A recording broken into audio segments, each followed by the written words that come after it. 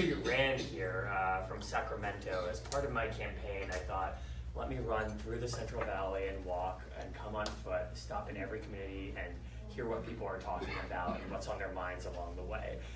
I'm especially happy to be here because I did an 18-mile run and walk today, and I saw more Devin Nunes signs than I ever want to see. And I'm really grateful for all the work that you're doing and from the watch to kick him out of there. Because before this, I spent the last year working as a special advisor in Governor Jerry Brown's office up in Sacramento. But before that was on the Hillary Clinton presidential campaign from the beginning to the very end on her policy team. So like all of you, invested so much in that campaign and then saw how it ended and really motivated in all the ways that we can, how we can step up and make a difference. And it's been so amazing on this trip in particular, stopping first of all in Jeff Denham's district and seeing all the energy over there, and then coming over here. And I'm hoping, if I can stay injury-free, to eventually get all the way down to Orange County in San Diego. How many miles have you done? Republicans to kick out over there as part of this effort to get that blue wave and turn the House blue. So about me, as I mentioned, worked for the governor, worked for Hillary Clinton's presidential campaign, came out to California as a graduate student. I did my law degree and my MBA at Stanford University in the Bay. And I'm the son of immigrants from India. I grew up in New York, who gave me a chance. And higher education has made such a difference in my life. And I've seen it. I've worked on it on Hillary Clinton's campaign. And actually, when Bernie Sanders agreed to endorse her, as part of that, she incorporated elements of his plan design into the Democratic Party platform. So I had a chance to work on all of that. And those ideas, as we all know, never made it into fruition at the federal level, but there's so much that we can do here at the state level, here in California. And I saw that in the governor's office, and it's what I'm hoping to do as part of this campaign. And so just a little bit about the treasurer, because I imagine this room is different, but most people outside couldn't tell you what the treasurer does, couldn't tell you who the treasurer is, whatever is going on. But it's a really important job. You issue the state's bonds, you invest the state's money, and you chair a number of really important boards. You chair the state's college savings account board, you sit on the CalPERS and CalSTRS board. There's a new program for retirement security for private sector workers that is just starting up this coming year.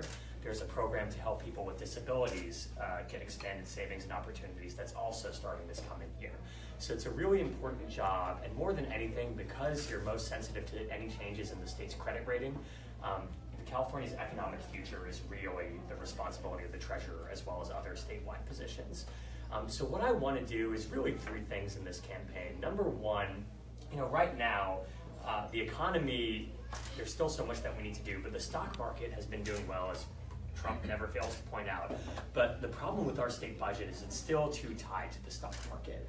And when the stock market goes down even a little bit, our budget goes down a lot. So the treasurer can be a voice for thinking about how do we change up our tax system to make sure that it's not so boom and bust. Because you all remember, it wasn't that long ago, 7 or 8 years ago, when California had a $25 billion budget deficit, and that was when the governor came in.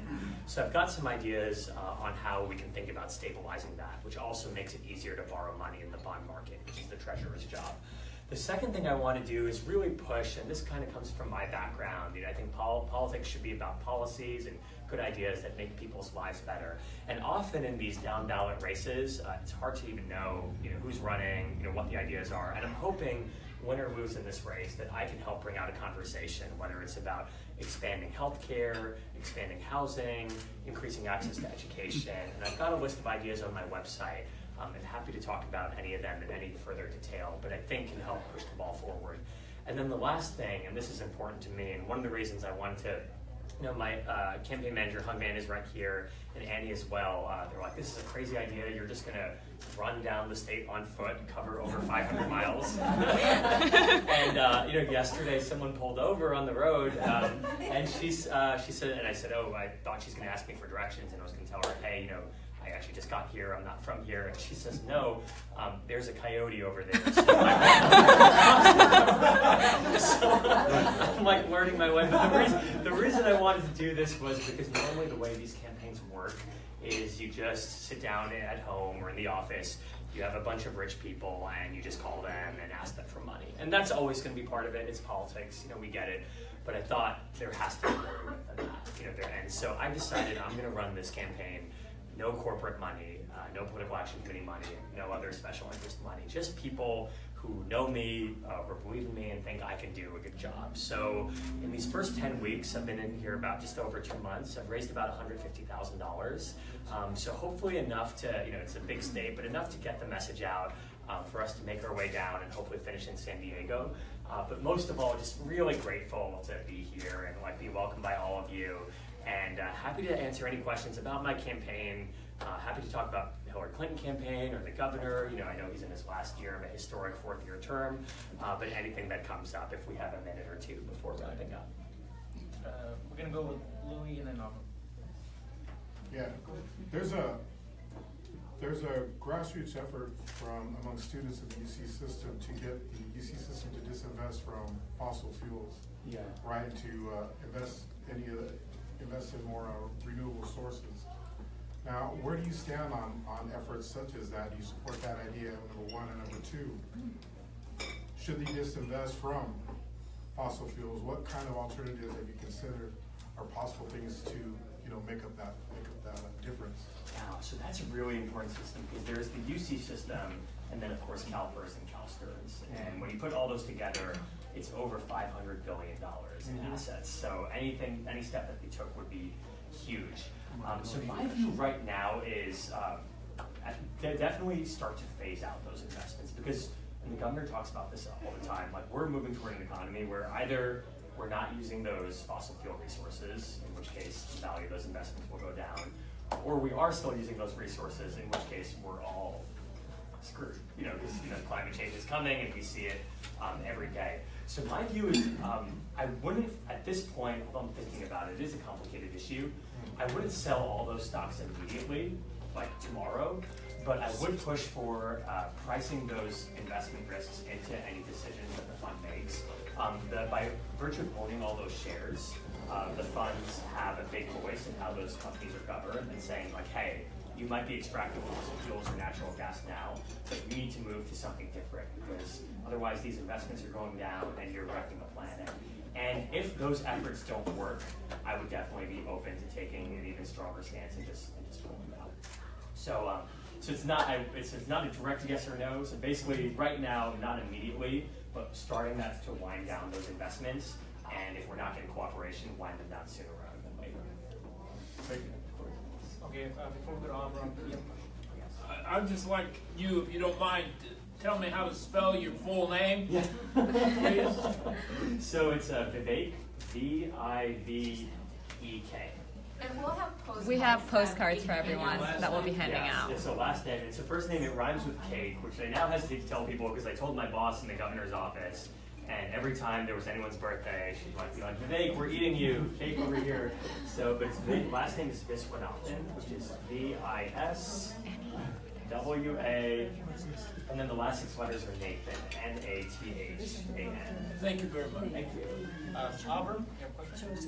Thank you. I'm curious why you decided to run for treasurer instead of education director. Yeah, so for 2 reasons. I think number one, what I realized, especially working in the governor's office, is that the California budget in one sense is so big. It's almost $200 billion when you take both general fund revenue and special fund revenue. But at the same time, money up there can be so tight. For example, they're looking at a proposal to make community college tuition free for the first year. That's less than $1 billion. It would be less than 1% of the budget. But even now, it's can we get that? Can we find the money? So I realized all these issues, education, healthcare, housing, they all tie back to these economic issues of where's the money going to come from. So I think that was one part of it. And then the second thing is I thought that position in particular is a position where you can push a broad suite of issues. So the superintendent of instruction can speak out on education issues, but even there it's mostly K-12. It's the lieutenant governor who sits on the UC Board of Regents and the Cal State University Board. And I thought the treasurer has a broad purview to talk about all these issues. And for me, worked on the Clinton campaign primarily on education and healthcare issues and for policies to expand rights for people with disabilities and invest in scientific research. And the governor's office really touched on everything, whatever came up. So I thought this would be something where, I know I'm young and I look even younger than I am. Some of the comments on my Facebook page are like, don't shave, maybe then people will think you're older. But I felt like, between those experiences I had, I would be a good fit for this. And I think we are in a time where, I'd certainly, I'd hoped to go to DC with the new Clinton administration, and then when I joined the governor, I fully expected to join for the full 2 years, because as you all know, he terms out at the end of this year. But I thought this could be a good fit for me. I've got some good ideas, and if there's any year where I think people are looking for new voices, and we're seeing that here in the Central Valley, we're seeing it in Southern California, this could be the year to do that. Was your boss's name McFadden? Yeah. And Nancy. She passed away last week. Yeah, it was really sad. Yeah. But she was amazing. She ran that office. This is so my manager was Nancy McFadden. So my title was special advisor to the executive secretary, and Nancy was the executive secretary. And so watching her for a year up close was just the privilege of my life, because she was working for the most experienced governor in California history, and he trusted her with everything. And it's funny because Donald Trump has written the book, or he probably didn't even write it, The Art of the Deal. But if you wanted to know how a deal got done, you talk to that woman. And she was exactly the type. I was thinking about this after, where there's an old saying in politics, right? Is it better to be feared or to be loved? And you have to choose. But she was both. To this day, she never raised her voice at me, but I was scared of her. Every time she called, I'm like, oh God, what's going to come up now? But everybody loved her, and they knew she did, and everything she did, was to make California better. So really special person. We have 2 questions here. Yes. I have a question. Why did Mrs. Clinton not come to the microphone during the campaign, rather than, she would stay away from answering questions and take a selfie? Was that something that you were advising? So that I noticed. You mean what? Not come to the press and instead take a. So that's it's a good, because in hindsight, we know a lot about the election as people anyway, because they felt she wasn't accessible. So I was on the policy team, but we sat near the press team, and obviously it's hard to say in hindsight that all the decisions they made were the correct ones. And there was one in particular, and even they knew they had messed up, where they put a rope line, like a moving, normally a rope line is like a stationary thing, but they actually moved with it to stay away from the press. And I think, though, the best explanation for it, I'm not saying it's the right one, is they felt that whatever the message of the day was, and we would put out these policies, right? Today, let's talk about Hillary Clinton's plan to create manufacturing jobs and inspire companies to invest in America. That the press, all they cared about was their email and the latest scandal. So they felt if they're going to make the story about that, let's try to reassert a little bit of control and make it about us. Obviously, in hindsight, it didn't, there's so many things we could have done differently, and I think for press that would have been one of them, because she never, in the end, there was a saying of is she in it for you or is she in it for herself? And of course, working for her, and I saw it up close. She was really in it for the people, and especially kids and families, but was never able to cross that barrier. So maybe accessibility, to your point, may have been part of that. You have a question? I heard you mention some of the investors, and you mentioned PERS, as I'm a member of PERS. How are they investing in that is a question. I just want to know, how are they investing in what? Yeah, so right now, they basically, so their portfolio is over $300 billion. And basically, they're investing pretty much across, with a couple of exceptions, all of which I think are good. So they're not invested in any tobacco stocks. They're not invested in any gun manufacturers. And now there's a proposal on the table, it's still been tabled, to also divest from retailers that sell these military-style assault weapons. They've also divested from various regimes in Sudan and Iran that are engaged in either terrorist behavior or other types of human rights behavior. But it's a tough issue, and that's why we were talking about this. Divestment is tough, right? Because when we look at fossil fuel companies, it's bad, generally. And I'm not taking any corporate donations, but even a lot of candidates who are taking corporate donations, they still have signed pledges not to take from fossil fuel industry because it's such a key block. The issue is, and that's why it makes it so hard, is number one, that fund right now only has 70% of the assets needed to pay the benefits that people like you have earned. And that's really important, because if they don't get that funding level up, they either have to take money from other things, and that's tough, right? You know, although it's important that they do it because these are promises that people have earned for their retirement security. But then you get into these fights that we don't want to be in as Democrats, like, hey, we need that money for healthcare. It's, no, we need that for CalPERS. Hey, we need that money for dental insurance. No, we need it for CalPERS. And we don't want to be doing that, right? And then the second reason is, and this is more nuanced, but if your employer wasn't a state employer, it's technically possible if the economy went really badly that your city or jurisdiction could declare bankruptcy, and then, you know, all these things could be jeopardized at some level. And that hasn't happened in California yet, but we saw it in Stockton, we saw it in Vallejo, that these cities can declare bankruptcy and put some of those benefits at risk. And then the last issue with divestment, which we were also talking about, is if you do divest, you do lose your opportunity to engage with those companies, because if you divest, then they don't have to worry about you anymore. Whereas if you say, hey, I hold $10 billion of your stock, like, I'm going to vote my shares. That being said, divestment is sometimes the right issue, right? We know when South Africa had an apartheid regime, like, it was the right move to divest from that, because that was just racism in action. Seeing what we saw in Parkland, you know, the latest in the long string, you know, we don't want to be owning any assault manufacturers of assault rifles. So that's like the line that we have to draw about how to think about how we lead with our principles, but we also have to get that number from 70% back up to 80, 90, or 100%. You're so knowledgeable, I think. No, thanks. You can go again. Thank you. Yes. Is there any chance of adjusting Prop 13 to exclude commercial properties and only have it apply to residential properties? Absolutely. So the issue right now is, I know there's a ballot measure circulating on exactly that issue. I haven't checked the I haven't checked the progress of it. And generally, these voter-nominated ballot measures, because of a recent law, are now only November. So it's definitely not coming up in June. But there's a chance it might come in November. The tricky thing about these ballots, so I would support such a measure. I think it's really important, especially for K-12 school funding. Point of information, I have those petitions in my truck. Signed at the end of this meeting. Exactly. And this could be the thing about these ballot measures is when there's a concerted group in opposition, you know, they will spend millions of dollars in the last couple of weeks. So basically, I forget what the threshold is, but if in the polls the measure is not above, you know, it can't just be 51%. You really want it to be above 60%, because it has to have enough of a cushion to take that incoming fire in the last couple of weeks before the election. And those other interests are very well organized.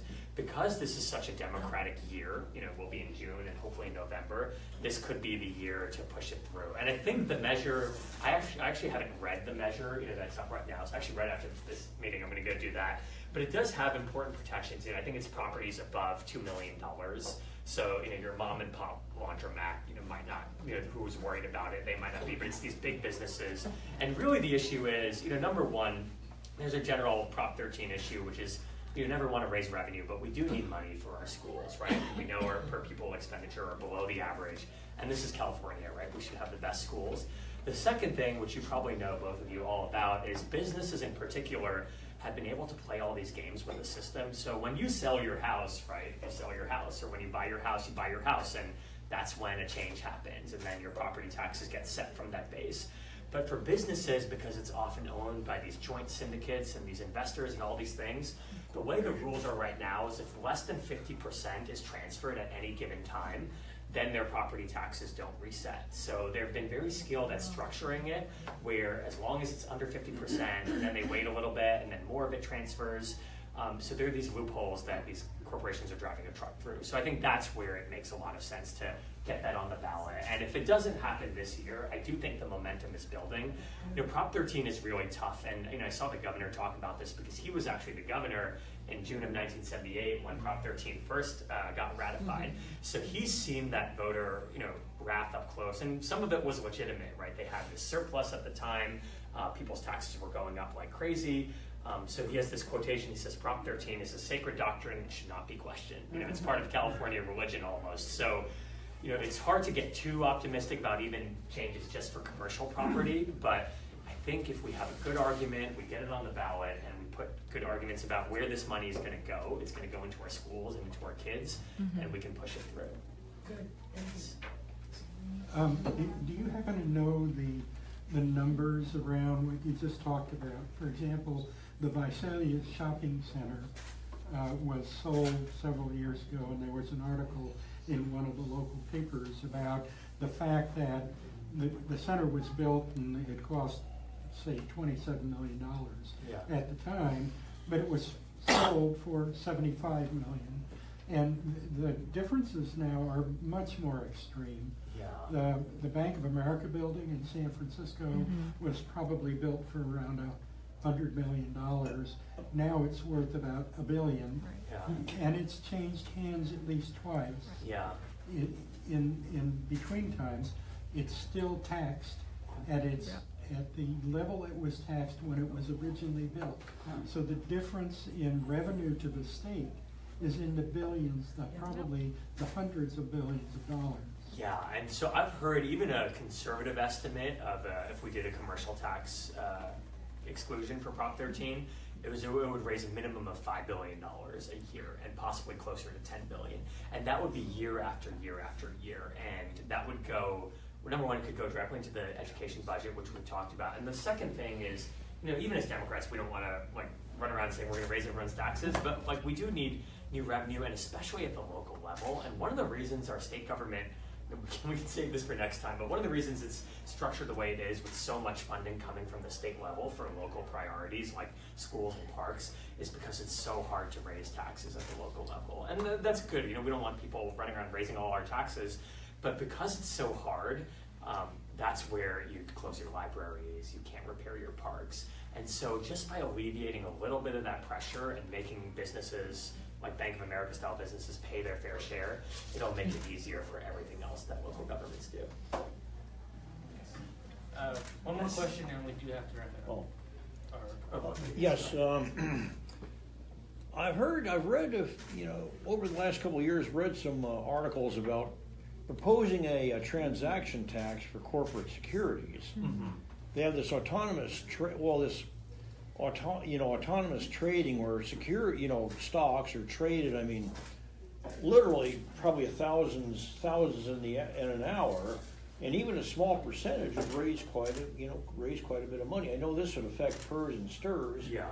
I'm a PERS member, and my wife, she's a STIRS member, and they, because they have so much invested in corporate securities. Yeah. So that's a good, and I remember because, during the 2016 cycle, before the campaign descended into this, my hands are bigger than yours or whatever, this is we thought about this a lot because it's really crazy. So what the gentleman is talking about, it's known as high frequency trading, where these traders, normally when we're talking about the companies, you think, oh, is this a good investment? Is this company going to do well, or are they going to earn more money in the future? And these traders are not doing that at all. They're basically getting other traders' demand schedules in advance and then trying to front run them by a quarter of a second. And actually, one of these companies invested, I think, tens, if not hundreds of millions of dollars in building an underground, in some type of cable from Chicago to New York, basically to get a quarter second ahead. And ultimately, we all have different views on business, but investment should be ultimately to make customers and lives better, right? And what does that do for all of us, right? If they're spending hundreds of millions of dollars to make their trade a quarter second faster. At least Apple, they might have tons of money, but it's to make a better phone, a better computer, actual products. So some type of tax, I think, and Bernie Sanders was the first one to propose it, and I know the Clinton campaign looked a lot at it.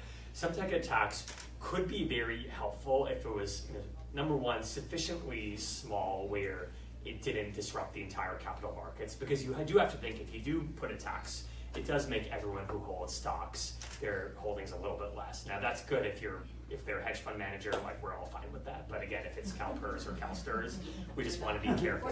Exactly, yeah, exactly. And then the second thing is you just want to make sure that it is targeted at exactly that problem of high frequency traders. So the question you raise is interesting because I actually haven't thought about it at a state level. I'd have to think about what the jurisdiction is and how that would be possible. Ideally, we would do it at a federal level, because if you do it at a state level, in theory, these traders could move, somewhere else, or they could find some way to route it. They're always running around the system. At the federal level, it would be impossible to do that. So I think it's something that we should keep pushing in Congress. And in theory, if this populist movement is ascendant on the right, it's hard to find common ground on anything. But it's something where everyone agrees that a lot of these Wall Street folks have just gotten away with too much. At the state level, I would have to look more into the mechanism of how to do that.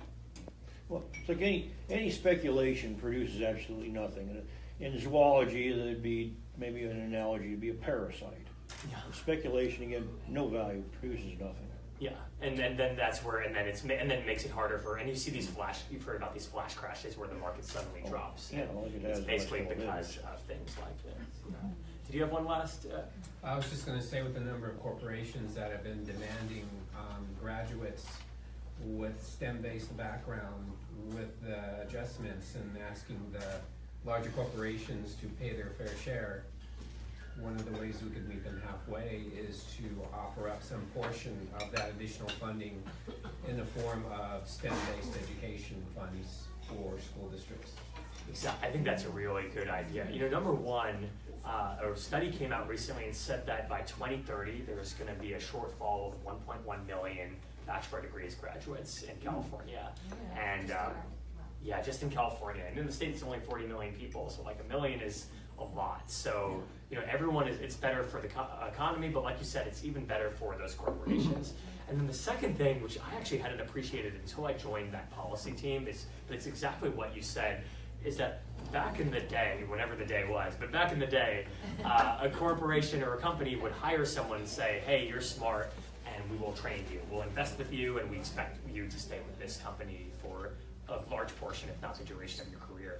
But now, as you all know, the economy is different, and so people are moving jobs more often. And then, for a number of reasons, that being one of them, corporations are less willing to invest in their employees, and they expect the person to be trained right up front. And if not, they just won't hire them, and they'll look elsewhere. So then it's incumbent upon all of us to make sure that people get that training beforehand. And so that involves creating some of these regional partnerships. We were just at UC Merced and then Fresno State, and making sure that the companies and the schools are actually working together, saying like, hey, we're seeing openings in this job, make sure you get some training for that career. And then the second thing is, like you said, we need to put some of that money into this training. And that if the corporations or other businesses are doing well, if we put the money into the training, it's good for the students, and then it'll be good for everybody.